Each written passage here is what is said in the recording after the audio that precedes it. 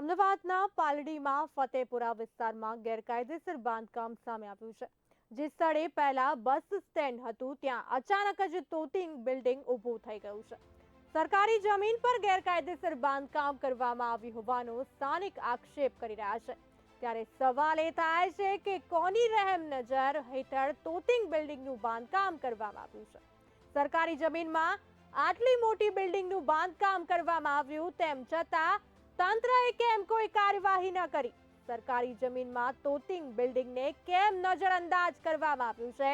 હાલ આ સવાલો ઉઠી રહ્યા છે. પાલડીમાં ફતેપુરા વિસ્તારમાં ગેરકાયદેસર બાંધકામ, બસ સ્ટેન્ડની જગ્યાએ બિલ્ડિંગ ઊભું થઈ ગયું.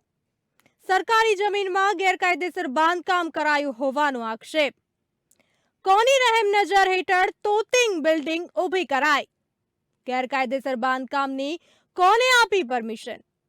તોતિંગ બિલ્ડિંગના બાંધકામને નજરઅંદાજ કરવાનું કારણ શું? શું ગેરકાયદેસર બાંધકામમાં છે તંત્રની મિલીભગત?